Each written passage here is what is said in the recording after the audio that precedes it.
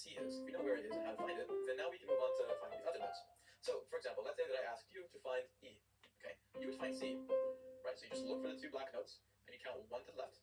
To find E, you count up, right? Because E is obviously after C. So C, D, E. So that's it. So we're gonna do this little exercise just to kind of warm you up to the piano, and I'm gonna ask you to find G, right?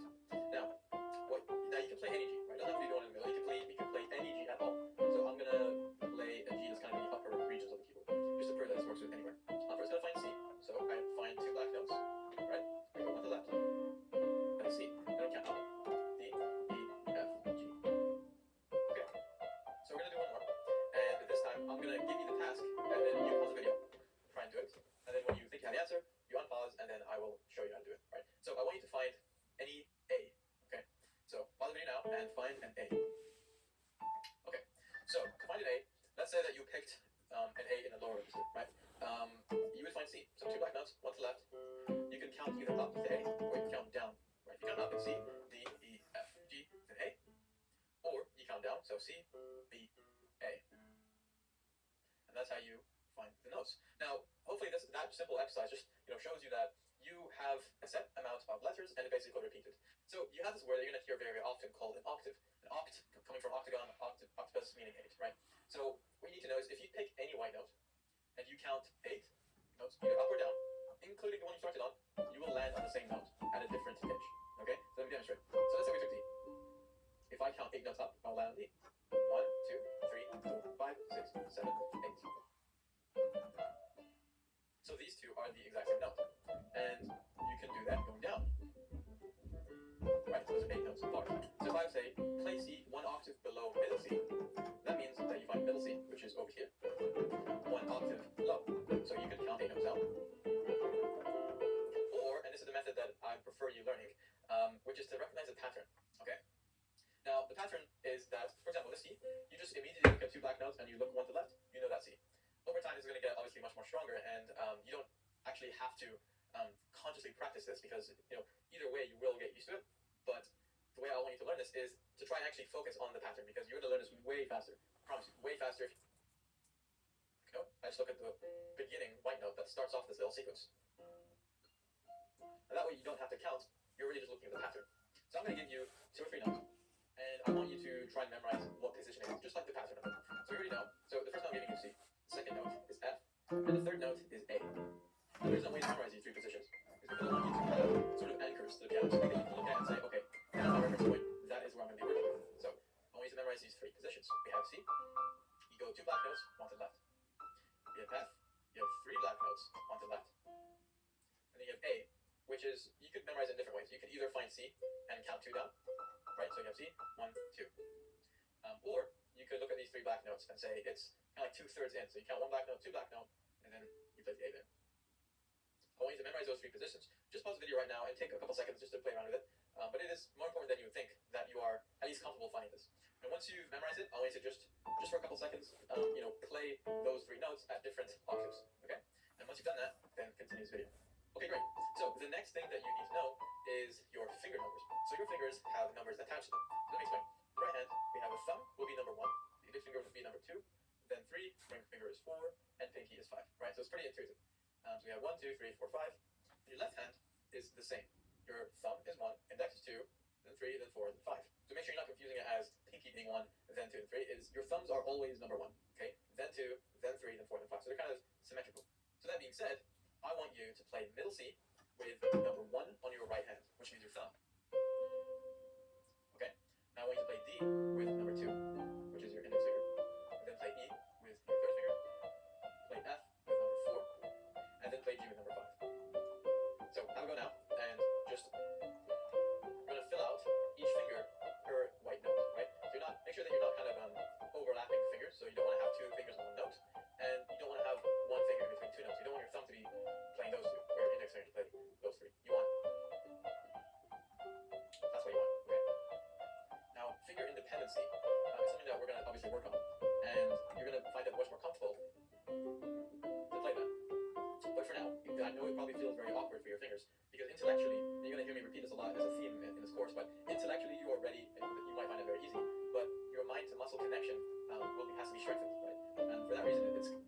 a bit frustrating to know that you should be playing it better, but it doesn't feel like it's at that level. So you really just want to practice that. Okay. And just really repeat it. And once you're done with that, you're going to take your left hand and your pinky will go on the C, one octave below middle C, right? So this is middle C, octave below. You're going to play that with your pinky. So you can let go of your right hand for that. Then 4 will play on D. Then 3 will play on E. 2 will play on F. And 1 will play on G.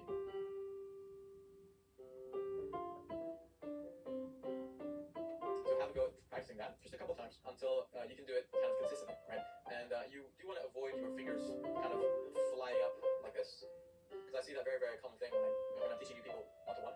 They tend to do this with their left hand and right hand. They go.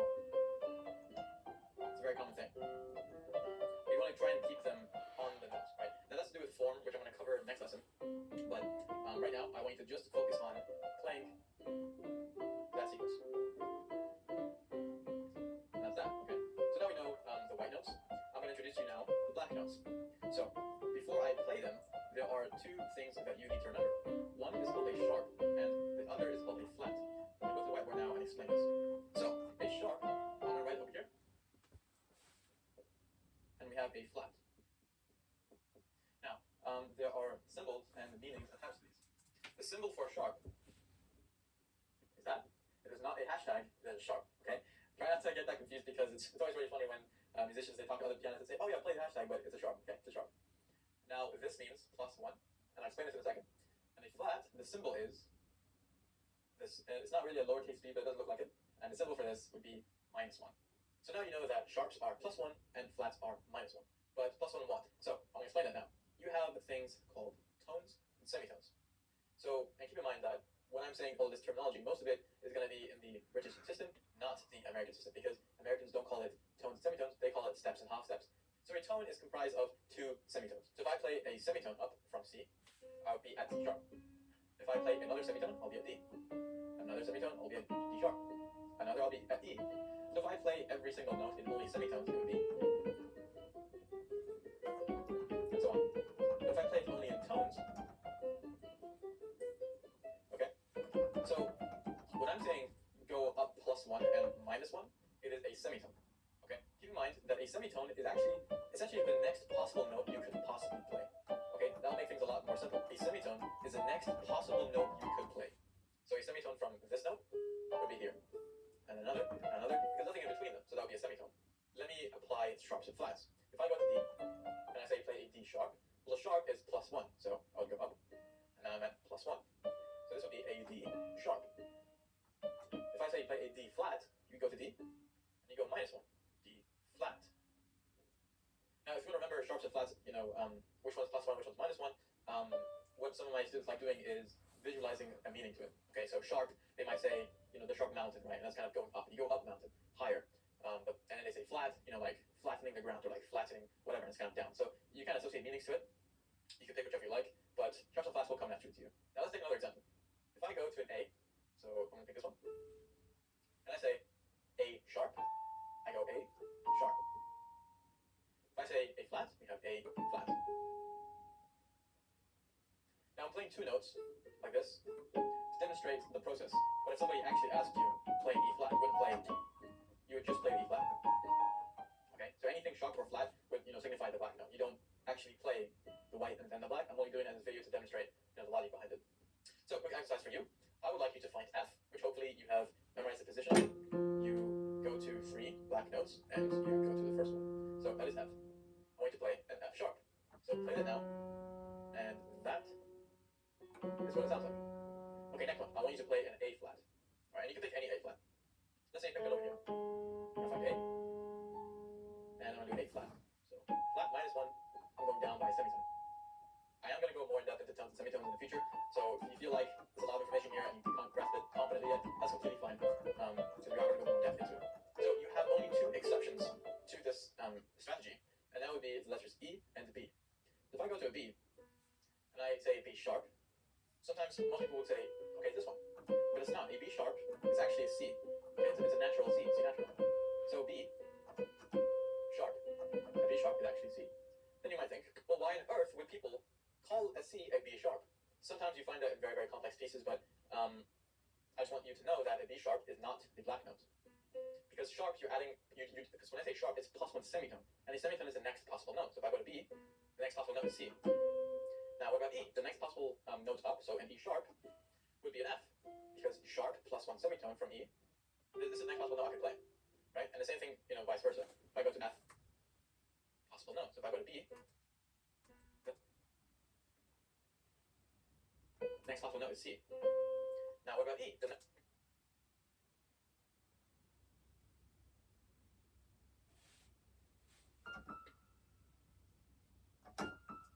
next possible note up, so an E sharp, would be an F. Because sharp plus one semitone from E, this is the next possible note I can play. Right? And the same thing, vice versa. If I go to F and I say F flat, flat is minus one semitone. The next possible note I can play is here. So it's actually E. Again, C flat. C flat is B. Those are the only two exceptions. So now you know every single note on the piano. You might not feel very, very confident, but intellectually you do know every single note. And let me prove that to you. So I want you to find a G sharp. Okay? So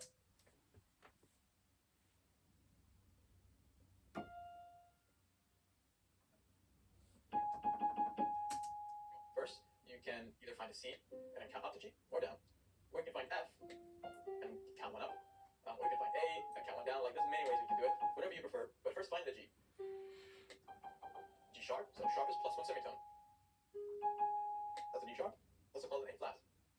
So for now, I'm going to give you a note. I'm just going to point at it. And then you're going to identify it. You're going to play it on your keyboard or piano. Then I'm going to show you the actual noise. It's kind of like a quiz. Okay. So I want you to find and identify this note. Okay. So think about what that note name is. So this is a C sharp or a D flat. So I want you to find and identify this note. Okay. So think about what that note name is. So this is a C sharp or a D flat. Because you have two black notes, C, then you can count up by one semitone, which would be a sharp, C sharp. Next one. Okay, that, C sharp. Next one.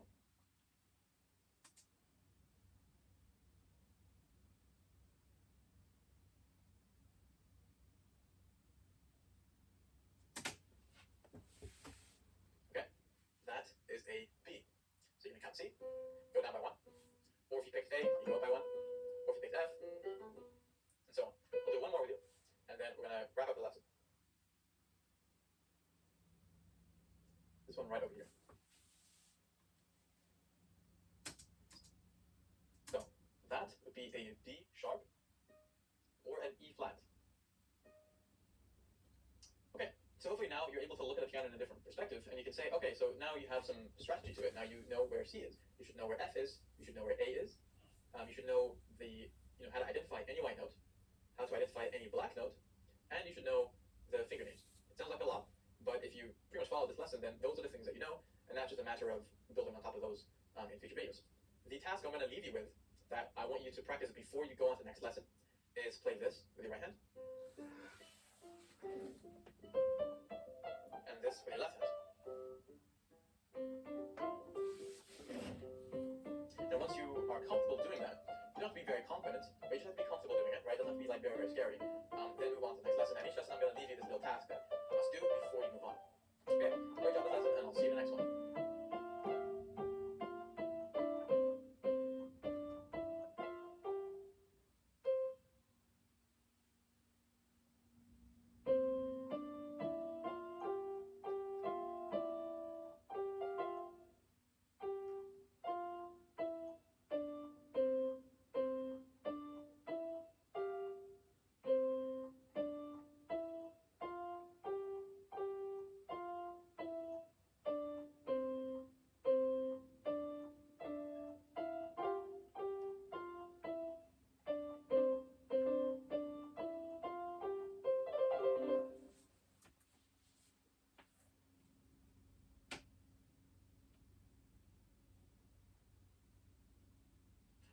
Okay, welcome back to lesson 2.